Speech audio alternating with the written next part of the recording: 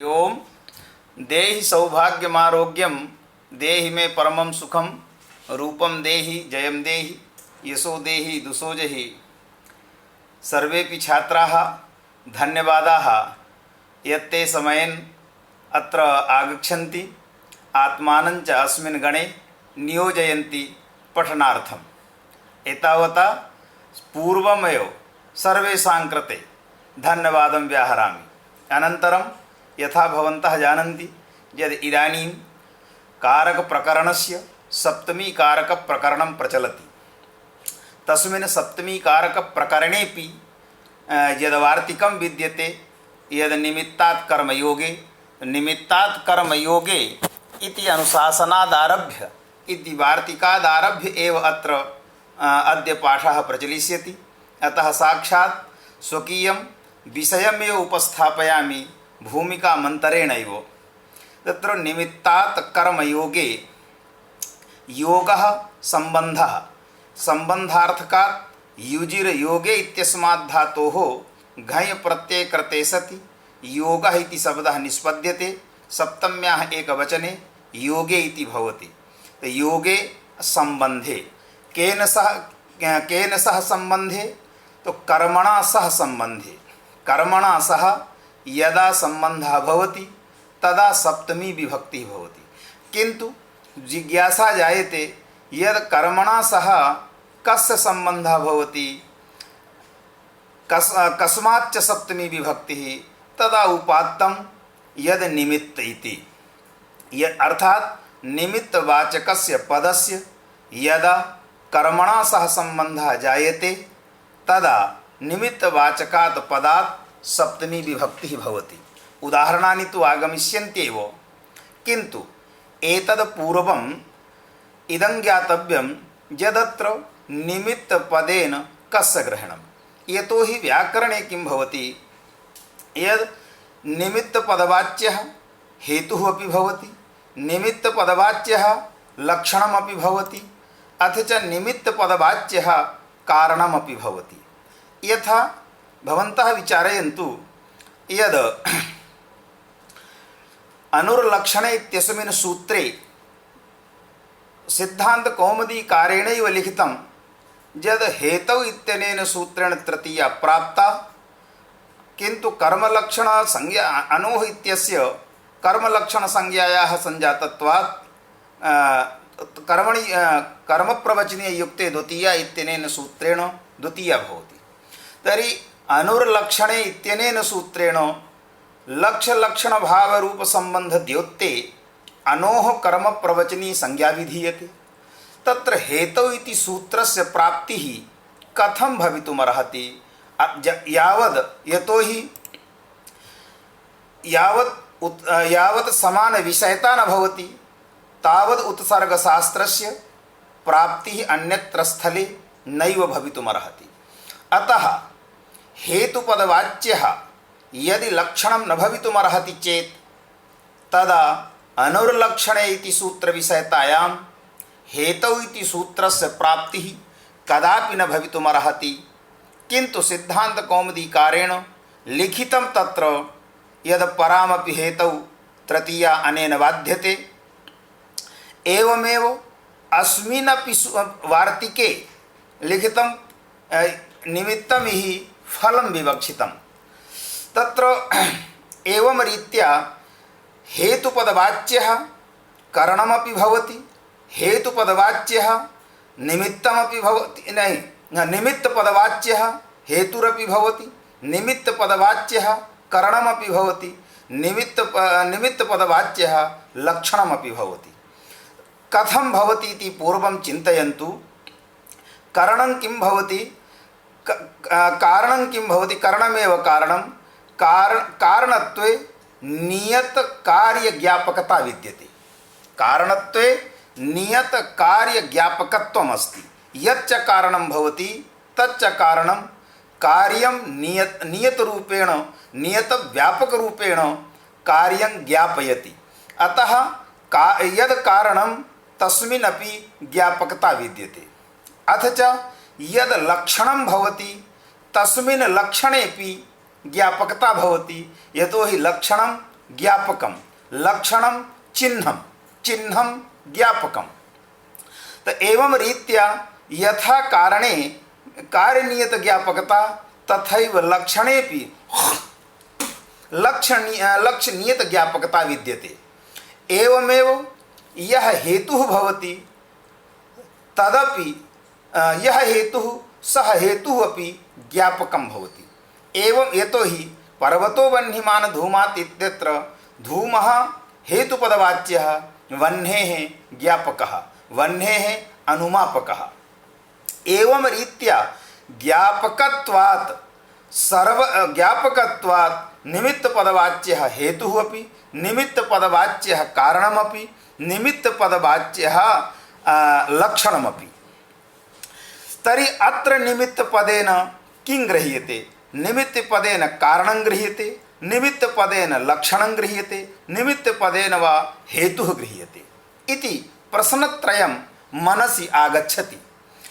तत्र यथा यथा निमित्तं कारणं न्यायनये यानि त्रीणि कारणानि सन्ति तेषु कारणेषु मध्ये एकं निमित्तकारणमपि भवति।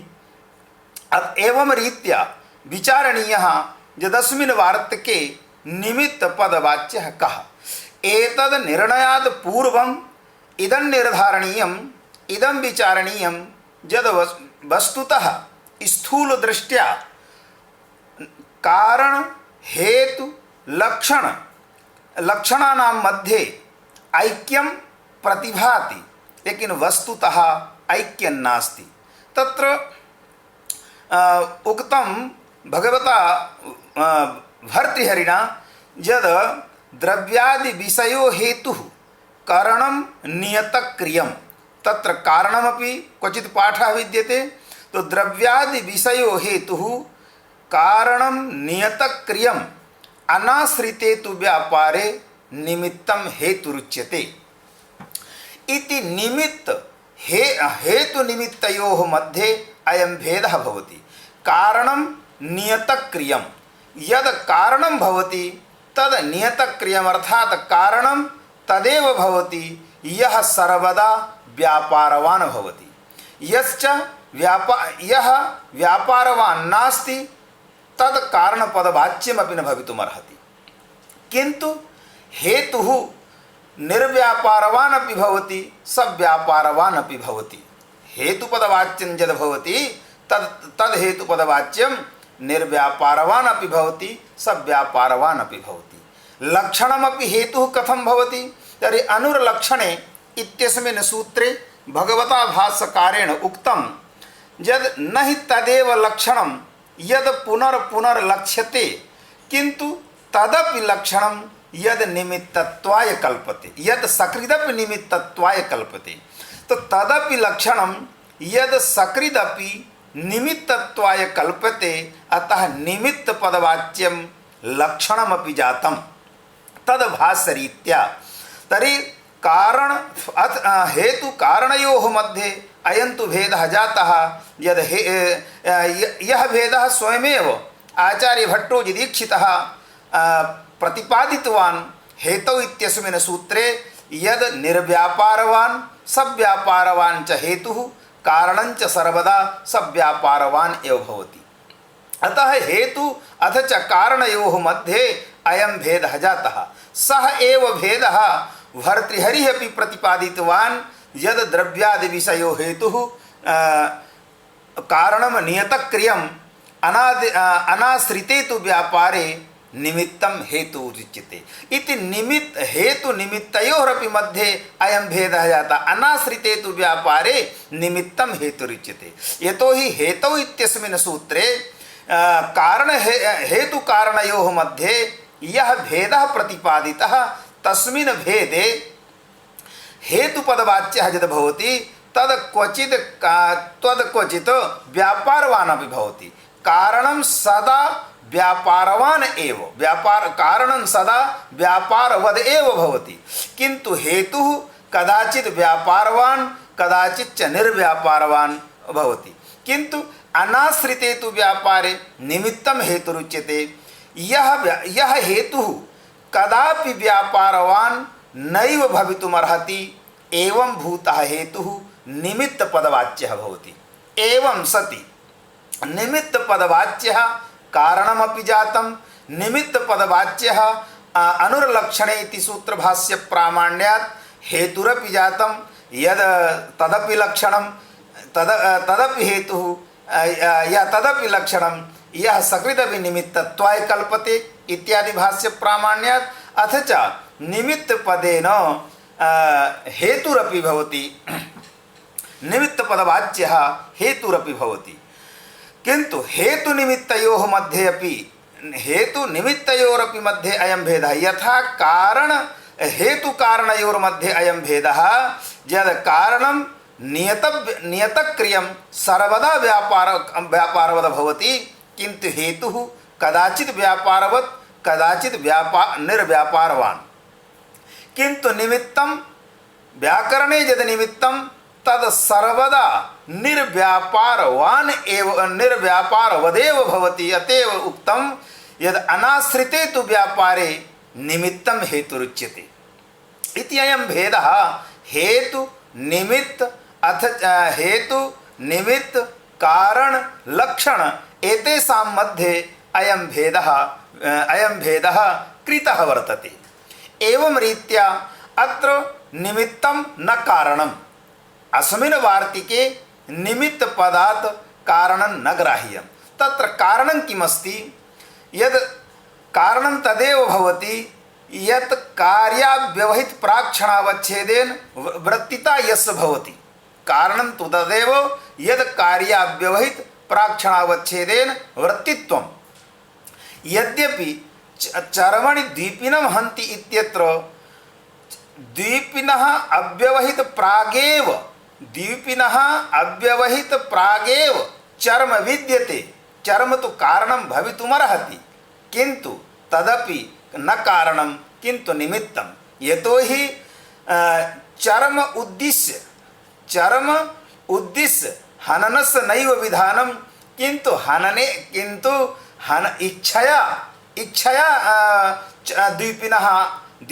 द्वीपिनः हननस्य विधानं इच्छया भवति।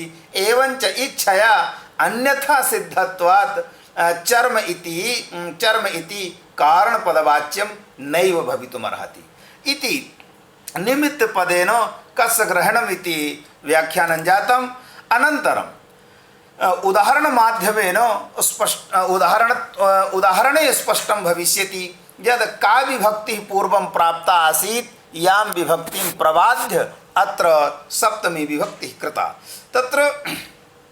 तत्र उदाहरणं दत्तमस्य प्रथममेव उदाहरणं यद् चर्मणि दीपिनं हन्ति। हन धातोः प्राणवियोगानुकूल व्यापारः अर्थः। तत्र प्राणवियोगानुकूलो यः व्यापारः तद्व्यापारजन्यं फलं प्राणवियोगः। तस्य प्राणवियोगरूपफलस्य आश्रयः वर्तते दीपिन् इति पदम्। अतः तस्य फलाश्रयत्वात् कर्मसंज्ञा भवति दीपिनं हन्ति। तस्मिन् दीपि पदार्थे चर्म पदार्थस्य समवाय संबंधेन सह अन्वयः। चर्म पदार्थस्य समवाय संबंधेन सह अन्वयः दीपि पदार्थे। अतः अत्र कर्मणा सह संबंधः जाता। कर्मवाचकं यत् पदं हनधात्वर्थ क्रिया निरूपितं यत् कर्मत्वं तदकर्मत्ववाचकं यत् प्रातिपदिकं दीप इति प्रातिपदिकं तेन प्रातिपदिकार्थेन सह निमित्तवाचकस्य चर्मपदस्य समवाय संबंधः। अतः कर्मणा सह समवाय संबंध सत्वात् अत्र निमित्तवाचकात् चर्मन पदात् अपि सप्तमी विभक्तिः जाता। सप्तमी विभक्तिः भवति इति चर्मणि दीपिनं हन्ति इति वाक्यं साधुतां याति। एवमेव अत्र क्वचित् कर्मणा सह निमित्तवाचकस्य पदस्य समवाय संबंधः भवति।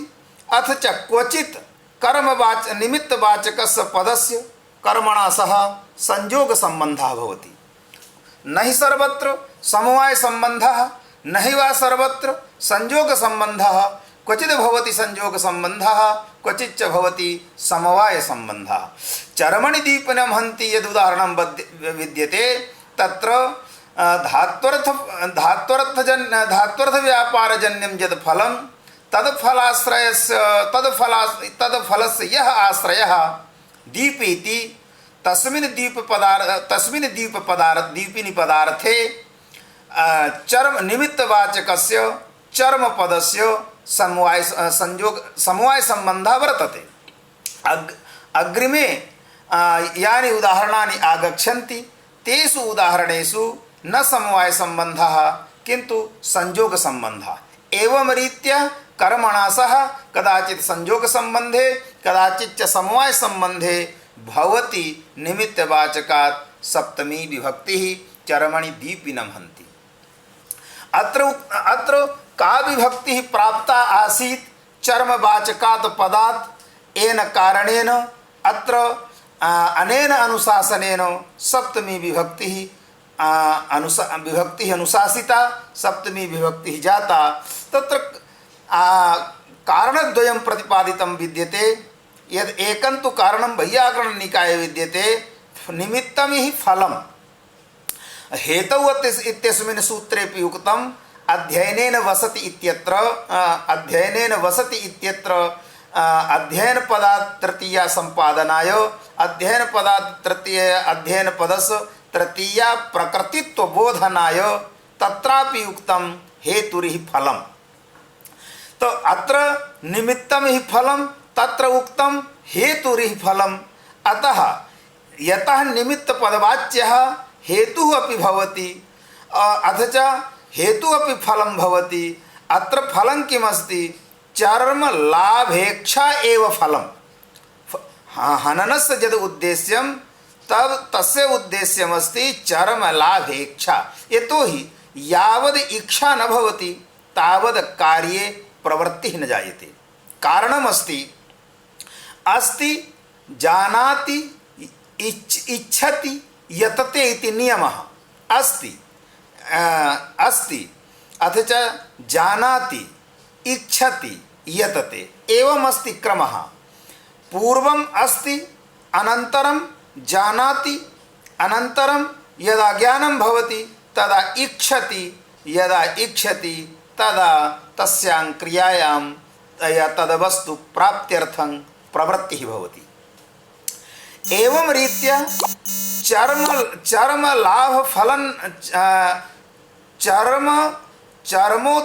चर्मलाभोद्देश्यक या इच्छा वर्तते सा इच्छा एव अत्र हननस्य कारणं भवति। न हि चर्म एव किंतु इच्छा एव हननस्य कारणं। चर्म लाभ विषयिणी या इच्छा तया इच्छया वशीभूतः कश्चन जनः दीपिनं हन्ति। एवं रीत्या अत्र निमित्तं हि फलं हेतुर्हि फलम्। अतः एषां मते हेतुनिमित्तयोः मध्ये समानार्थकत्वमस्ति। अर्थात् यथा हेतुपदेन फलस्य ग्रहणं तथा निमित्तपदेनापि फलस्य ग्रहणम्। एवं रीत्या हेतौ इत्यनेन सूत्रेण अत्र तृतीया विभक्तेः प्राप्ता अस्ति। तां तृतीया विभक्तिं प्रबाद्य अनेन अनुशासनेन वार्तिकरूपानुशासनेन अत्र सप्तमी विभक्तिः जाता। तो चर्मणि दीपिनं हन्ति इति वाक्यप्रयोगः भवति। अन्यः कश्चन कश्चित् उक्तवान् यद् यथा कृष्णाय द्रष्टुं याति इत्यत्र हि क्रियाद्वयं विद्यते। एकक्रिया दर्शनक्रिया एका च क्रिया यानक्रिया। तत्र यानक्रियायाः कारणमस्ति दर्शनक्रिया। दर्शनस्य उद्देश्यमस्ति याग इति। अतः कृष्ण इति। अतः कृष्णाय द्रष्टुं याति इत्यत्र कृष्णपदे क्रियार्थोपपदस्य च कर्मणि स्थानिनः इत्यनेन सूत्रेण चतुर्थी विभक्ति भवति। तदवद अत्रापि क्रियाद्वयं विद्यते। एका क्रिया तो हनन क्रिया अस्ति, किंतु हनन क्रिया केन कारणेन भवति तर्हि चर्म प्राप्ति कारणेन। अतः चर्म प्राप्तुं द्यूपिनं हन्ति। चर्म प्राप्तुं द्यूपिनं हन्ति। त एका क्रिया हनन क्रिया, हनन क्रियायाः कारणं किमस्ति? चर्म प्राप्ति अर्थात क्रियार्थक क्रिया विद्यते। प्राप्ति इति क्रियार्थक क्रिया, एवंच क्रियार्थक क्रिया जायते प्राप्तिरिति। एवंच तस्य प्राप्तेः उद्देश्यं किमस्ति? तो तस्य प्राप्तेः, तस्याः प्राप्तेः उद्देश्यमस्ति चर्म इति। अतः चर्म पदात् कर्म क्रियार्थो पदस्य च कर्मणि स्थानिनः इत्यनेन अनुशासनेन इत्यनेन सूत्रेण चतुर्थी विभक्ति प्राप्ता अस्ति। तां प्राप्तां चतुर्थीं विभक्तिं प्रबाध्य निमित्तात् कर्मयोगे अनेन वार्तिकेन अनेन अनुशासनेन निमित्तवाचकात् पदात् सप्तमी विभक्ति जाता इति द्वितीयं कारणं केनचित् आचार्येण प्रतिपादितं। तृतीयमपि एकं कारणं प्रतिपादितं विद्यते। तच्च कारणम् इदमस्ति यदत्र तादर्थे चतुर्थी। यतः अध्ययनेन वसति इत्यत्र अध्ययन पदात् का विभक्ति प्राप्ता आसीत्? यां विभक्तिं निवारयितुं, यां विभक्तिं वारयितुं तत्र निमित्तमिह हेतुरिह फलम् इत्युक्त्वा तत्र तृतीया विभक्ति कृता। तो तत्र चतुर्थी विभक्ति तादर्थे चतुर्थी प्राप्ता आसीत् अध्ययन पदात्। यतोहि अध्ययनार्थम अध्ययनाय एव वसति। तो अध्ययनार्थम एव वसति। वासस्य कारणम् अध्ययनमेव। वासस्य कारणं किमस्ति? अध्ययनमेव। एवं रीत्या तादर्थे चतुर्थी तत्र प्राप्ता भवति अध्ययनेन वसति इत्यत्र। किन्तु यदा हेतुरिह फलमिति मत्वा अध्ययनपदात् तृतीया तत्र साधिता वर्तते। एवमेव अत्रापि तादर्थेपि चतुर्थी केनचित् आचार्येण उपपादिता। अर्थात चरमार्थमेव हननस्य विधानम्। अतः अत्र यथा तत्र अध्ययनमेव अध्ययनार्थमेव वासः, तदव तत्र चरमार्थमेव हननम्।